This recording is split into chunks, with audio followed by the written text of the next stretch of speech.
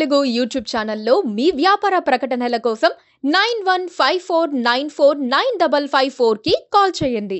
Hello everyone, welcome to KTV Telugu. గులాబీ boss KCR మారిపోయారు. అందరినీ కలుస్తున్నారు, సమస్యలపై చర్చిస్తున్నారు. కేసీఆర్ ఎవరితోనూ మాట్లాడరు, ఎవరికీ టైం ఇవ్వరని 10 ఏళ్ల పాటు ఆరోపణలు వినిపించాయి. కానీ కొద్ది రోజులుగా కేసీఆర్లో మార్పు స్పష్టంగా కనిపిస్తోంది. ఎర్రవెల్లిలోని ఫామ్ హౌస్లో ప్రతిరోజు పార్టీ నాయకులతో సమావేశమవుతున్నారు. వారు చెప్పేది వింటున్నారు. గులాబీ బాస్లో వచ్చిన ఈ మార్పునకు కారణం ఏంటి?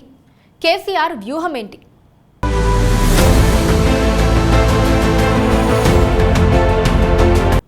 పుష్కర కాలం పాటు సాగిన తెలంగాణ రాష్ట్ర సాధన ఉద్యమాన్ని ముందుండి నడిపించిన గులాబీ పార్టీ బాస్ కేసీఆర్ 2014లో ప్రత్యేక రాష్ట్రానికి తొలి ముఖ్యమంత్రి అయ్యారు.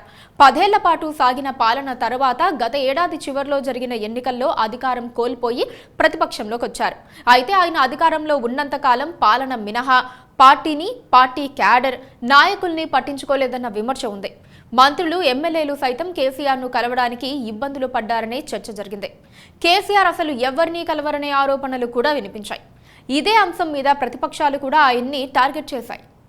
10 ఏళ్ల పాటు అధికారంలో కొనసాగిన తర్వాత బీఆర్ఎస్ ఇప్పుడు ప్రతిపక్ష పాత్ర పోషించాల్సిన పరిస్థితి వచ్చింది. ఇప్పుడు కేసీఆర్కు పార్టీ సమావేశాలు నిర్వహించడం ఒక్కటే ముఖ్యమైన పని.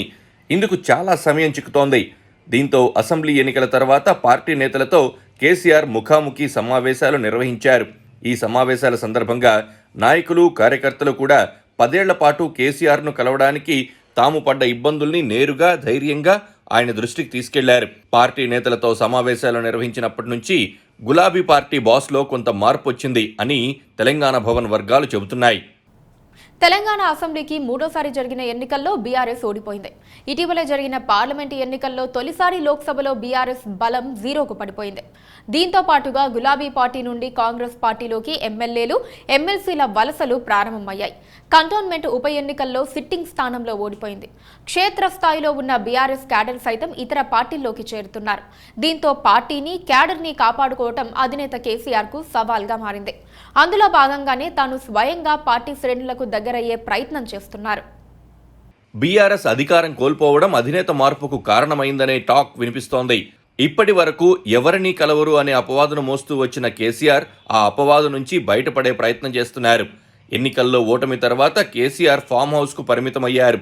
అక్కడి నుండే పార్టీ యాక్టివిటీని ఫాలో అప్ చేస్తున్నారు. బీఆర్ఎస్ పార్టీకి చెందిన ఎమ్మెల్యేలు, ఎమ్మెల్సీలు, ఎంపీలు, ముఖ్య నేతలతో ఫామ్ హౌస్లోనే మీటింగ్ నిర్వహిస్తున్నారు.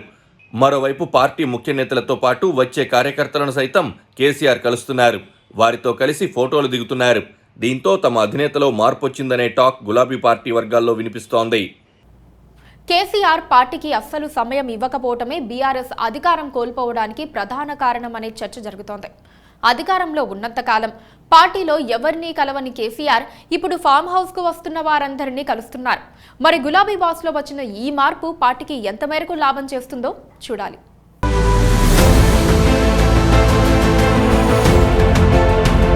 Please subscribe to KTV Telugu. KTV Telugu. KTV Telugu channel.